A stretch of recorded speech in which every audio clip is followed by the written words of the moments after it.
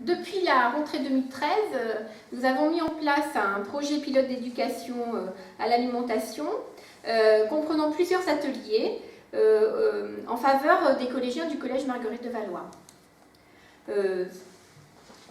Ce projet a été mis en place afin de rapprocher les jeunes élèves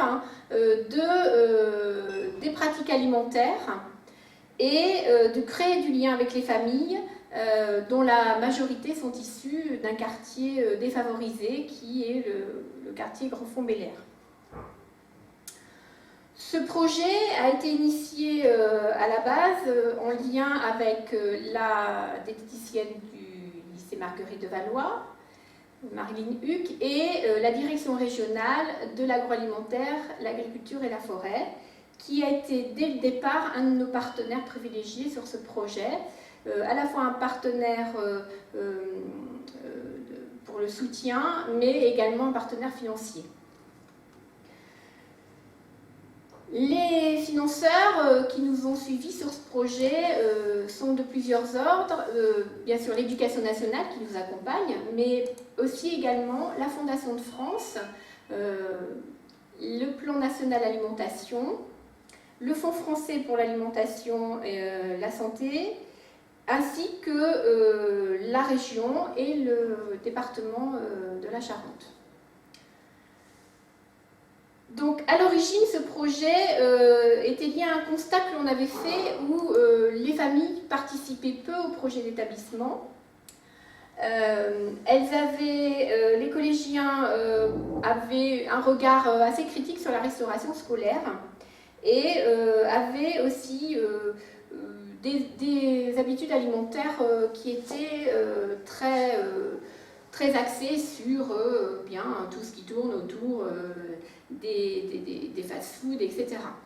Et donc, afin de familiariser les enfants avec ces pratiques alimentaires, nous avons instauré donc, au sein de l'établissement plusieurs actions, mis en place plusieurs actions autour de ces pratiques.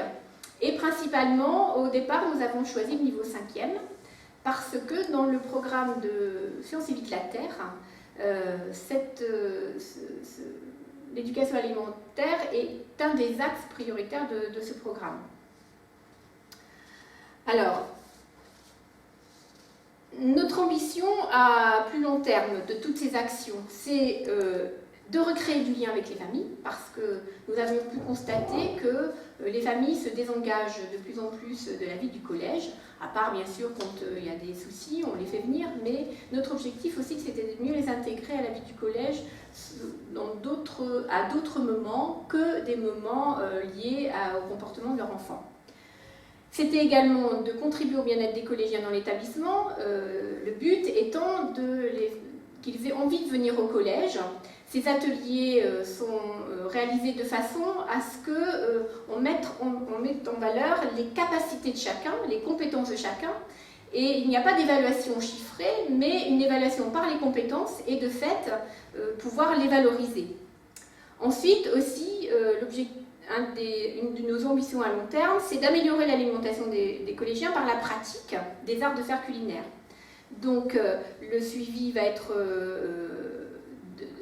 il y a un lien qui est établi à chaque fois qu'on a un atelier. Les enfants emmènent ce qu'ils ont fabriqué dans la famille, ce qui leur permet donc d'échanger sur ce qu'ils ont fait à l'école, donc aussi de communiquer sur ce qui se passe à l'école et ce qu'ils ont fait, et du coup d'amener leurs compétences, de montrer à leurs parents qu'ils savent faire des choses aussi.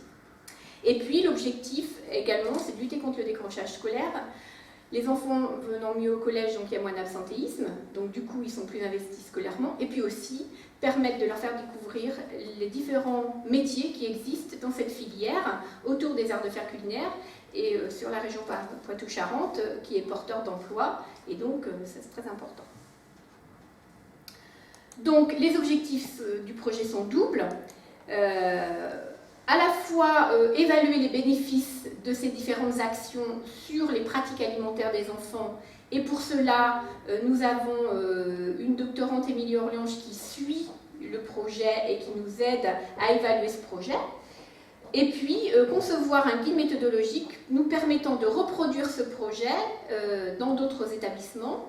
Et entre autres, à la rentrée prochaine, nous allons reproduire ce projet au collège Michel Palais, qui est un collège situé à Angoulême également, et qui est en réseau éducation prioritaire, et qui, lui, a en plus une population bien particulière.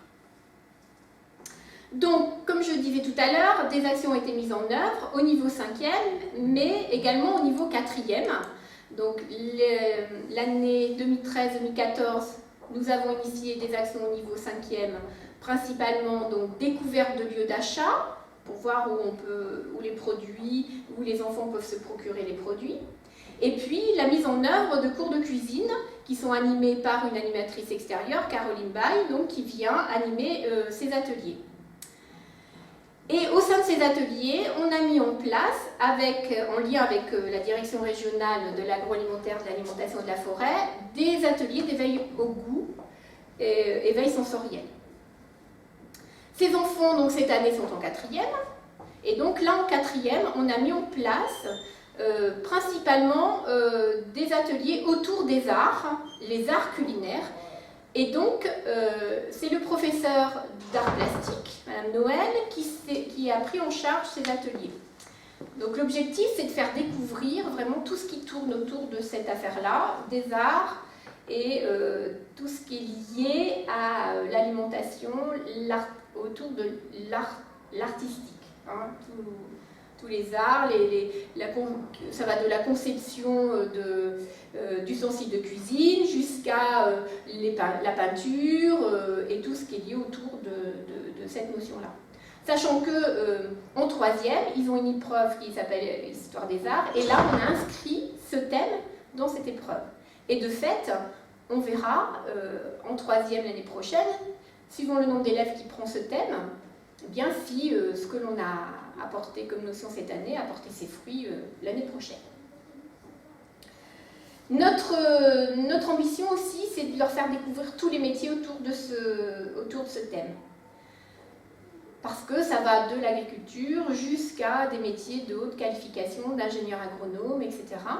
Et donc, notre objectif au niveau 3e, c'est vraiment d'être dans la découverte des métiers. Alors, on a commencé déjà en 5e avec la participation à un festival qui se passe sur Angoulême, les gastronomades, où on a des professionnels qui sont venus se présenter aux élèves. Mais on va continuer ce programme jusqu'à la fin de la 3e. Et nous allons voir si, au niveau des demandes d'orientation, il y a des modifications dans les vœux, parce que jusqu'à présent, hein, le collège est situé dans une cité scolaire, à côté d'un lycée général et d'un lycée professionnel, et les enfants, par effet de proximité, vont plutôt dans ces établissements scolaires.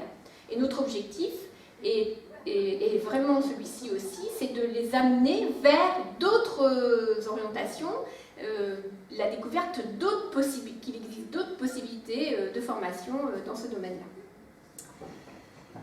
Alors, depuis que ce projet a été mis en place, on a quand même quelques résultats qui nous permettent de voir les bénéfices de ce projet. Principalement, les premiers résultats, bien déjà, c'est une évolution positive du climat scolaire.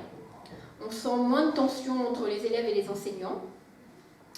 Deuxième résultat, c'est vraiment un effet de synergie autour de ce projet au sein de l'établissement scolaire. L'ensemble de l'équipe pédagogique et éducative a adhéré à ce projet et les enseignants sont maintenant force de proposition d'action, ce qui n'était pas forcément au départ, c'est pas forcément vrai au départ, mais maintenant ils sont vraiment force de proposition. Et c'est ça qui est important, on voit une synergie autour de ce projet, on voit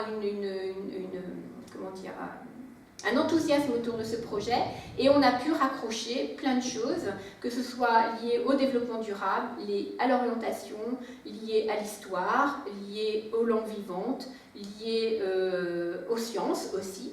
Et donc, ils sont maintenant vraiment acteurs du projet, et c'est presque, je dirais, le centre de notre projet d'établissement. Et ça, c'est vraiment très important. Ensuite, les élèves apprécient mieux leur restauration scolaire parce qu'une des actions a été de leur faire découvrir le restaurant, les derrières du restaurant scolaire. Et là, on peut constater une augmentation du nombre de demi-pensionnaires puisque 2/3 de l'établissement des élèves sont demi-pensionnaires. Pour un collège de ville, de centre-ville, c'est très rare. Et enfin, les autres bénéfices que l'on a pu constater par des sondages faits auprès des élèves, c'est qu'ils consomment de plus en plus de fruits qu'avant. Hein. Alors on a mis une action qui s'appelle le fruit à la récré, donc on distribue 3 fois par semaine des fruits aux enfants gratuitement. Donc ça leur a amené cette notion-là de consommer du fruit. Et puis par les ateliers cuisine qui sont axés principalement sur le travail des légumes, des fruits et légumes, eh bien ils déclarent qu'à la maison, ils utilisent plus de légumes et consomment plus de légumes à la maison. Et ils osent maintenant également, lié à l'éveil sensoriel, goûter, faire cette expérience-là, alors qu'avant, ils n'étaient pas forcément dans ce domaine-là.